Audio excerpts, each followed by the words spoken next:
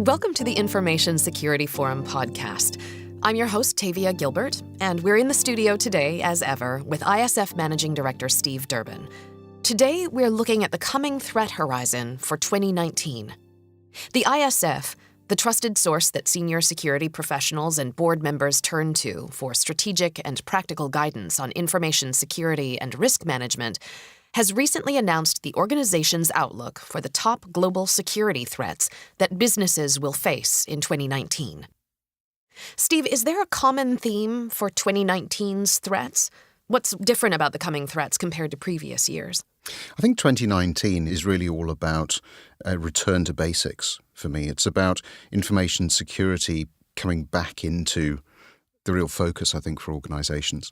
And by that I mean it's all about the data. It's all about focusing down on how do we preserve it, how do we ensure the confidentiality of it, the integrity of it, the availability of it. So some of those traditional information security premises.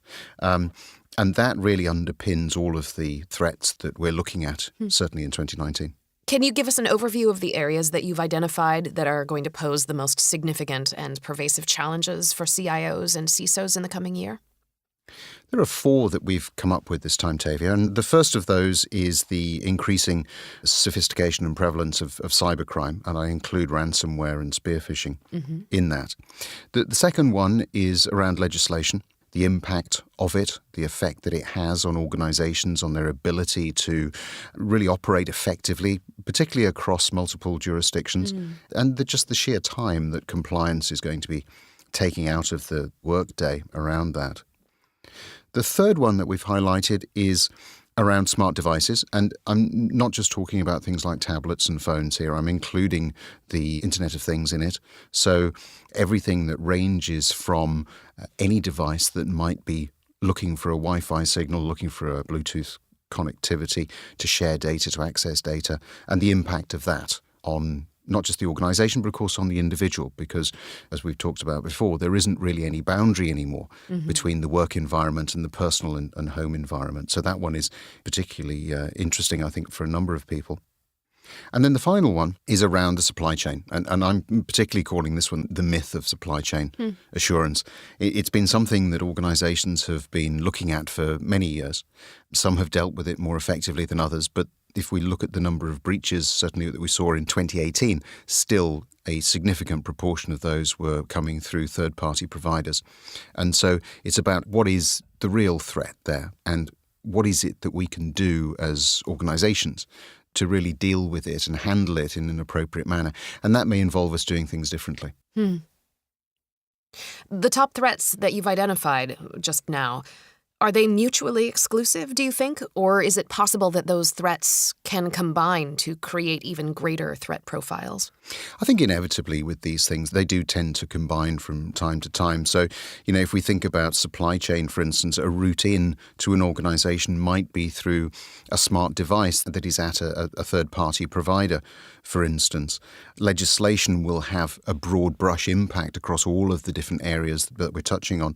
And then cybercrime clearly uses a number of different threat opportunities, if you like, to really take advantage. And so I think the challenge for organizations is that these things very often don't work in isolation. There is a combination of things, and I think that's why it's so very important that we take a particular look, not just at the individual threats, but at the ways in which organizations can combat those. And there are a number of different ways that we can do that. If a corporation then doesn't want to sustain catastrophic damage inflicted by these threats, what should they be doing differently in the coming year? I think there are probably four key areas that organizations really need to focus on. Some of them are not new. We've talked about them before, but of course, we all know that these things tend to fall through the cracks. The first is really the basics. It's that cyber hygiene. It's about patching. It's about making sure that your updates really are just that up to date.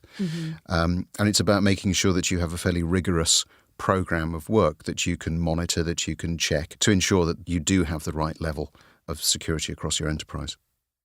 The second really looks at the area of awareness, and I break that into two components. The first I call situational awareness, and the second I relate to people. So it's about making sure that you understand or that you have a mechanism for appreciating the way in which the threat landscape is changing. the way in which threat actors are targeting perhaps organizations not just in your sector but outside, and so therefore may have application in what you're doing. It's also about understanding the way in which regulation and legislation is changing, because that can impact the way in which you go about doing your business in different markets. So that I put into that sort of situational awareness piece. And then the other element of awareness is all around the people. It's about the education. It's about the reinforcement of cybersecurity awareness.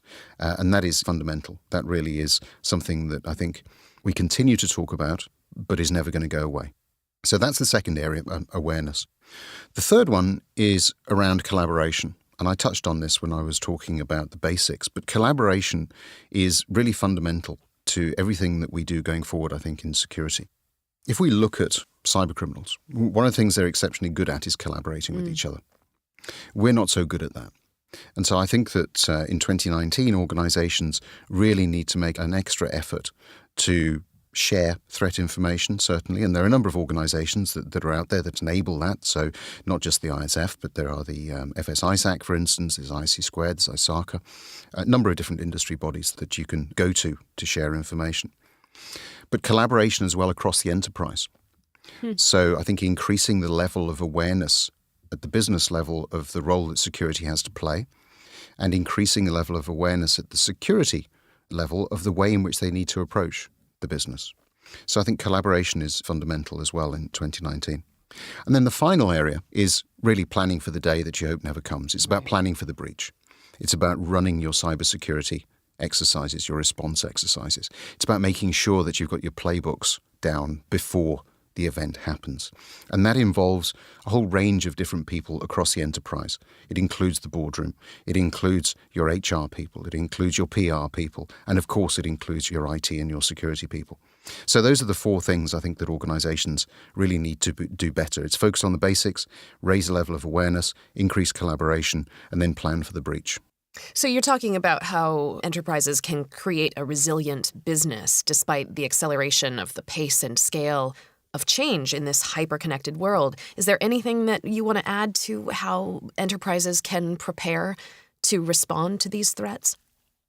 I think the more that an organization knows about its own capabilities in terms of its security posture, in terms of its risk profile, its risk appetite, the better placed it is to address some of the threats that I've been alluding to here, and indeed the better placed it is to address some of those remedial actions that I was just talking about. So I think there is a need to take a very long and, I suppose, pretty hard look at the way in which an organization is running its security.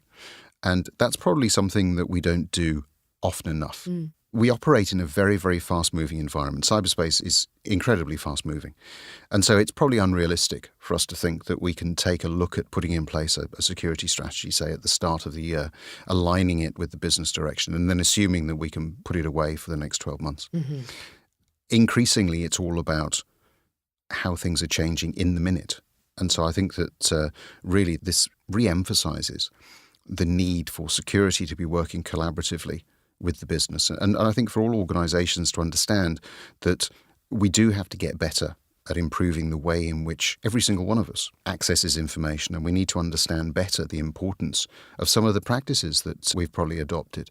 So security, the need for it certainly isn't going to go away. It is really, I think, embedded or should be embedded across the organization, because everything that organizations do today now is about working in cyber. And so if you're working in cyber, you have to have a consideration for security. Each of the four areas that you laid out, I think, deserves its own more detailed conversation.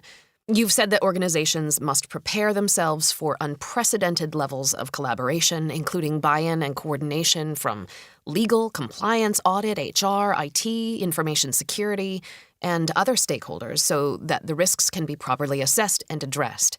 So to help our listeners get ready for that coordinated response to each of the four areas of significant threat, I'd like to have you back to delve into each threat in more detail. So let's pick this up soon and start the conversation with detail about the increased sophistication of cybercrime and ransomware, which will give our listeners a better understanding of that threat.